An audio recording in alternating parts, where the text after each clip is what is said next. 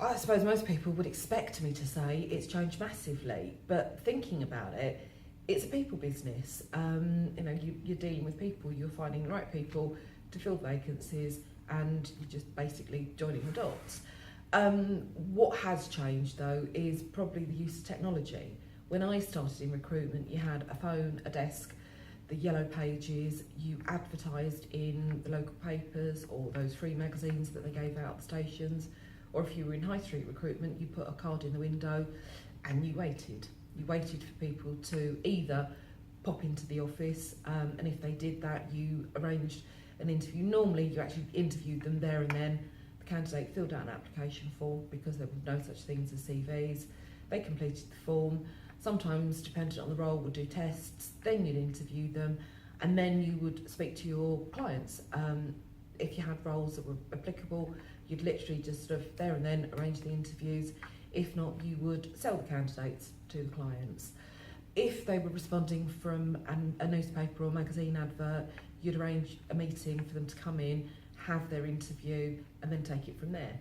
Again, normally doing a lot of stuff while they were actually in the office. So the technology has definitely moved on with job boards and applicant tracking, etc., etc. If you asked me if I'd ever give up my computer and go back to how it was, absolutely not.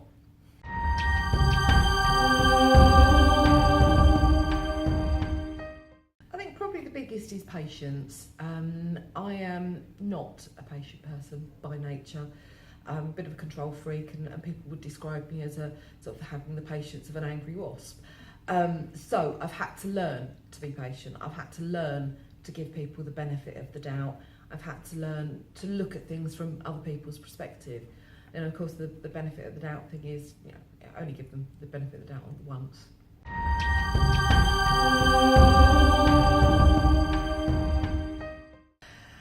It's simple, really. A good candidate is a candidate who knows what they want, knows what they're good at and what direction they want their career to go in. Somebody who can articulate their skills, experiences and attributes really well on their CV, quite nicely and concisely, and also the same on a face-to-face interview. A good applicant isn't going to apply for a job that they know that they're not qualified for or that they haven't got the capabilities to do. I suppose that really just sums it up.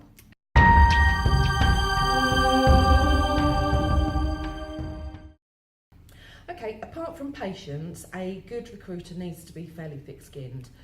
Like I gave that example earlier on, not to take things too personally. Over the years, I've seen so many good recruiters that left the industry because they took things too personally. So, just if something doesn't work out how you want, think about it. What could you do better? File it for the future, and then just move on. Also, don't dwell on what might have been. These things happen. Just again, move on. A good recruiter has to have good listening skills and also a really good sense of humour.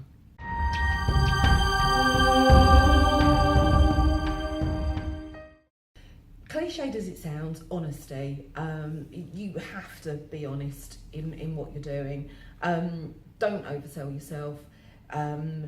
Don't tell an applicant they're perfect for a role when they're not. Be honest with them and maybe give them a few tips and a bit of guidance of how they can become perfect for that particular role.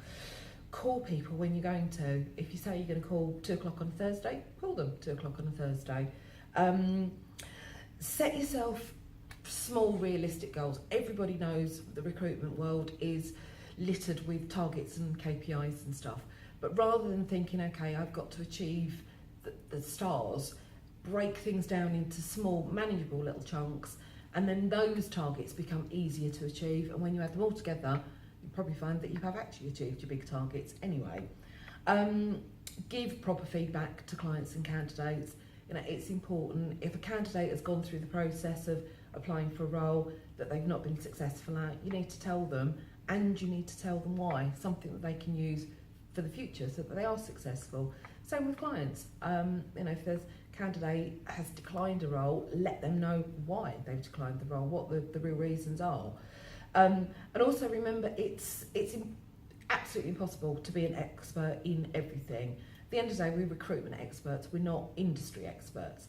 It's good if a recruiter has some kind of industry knowledge that they can build on.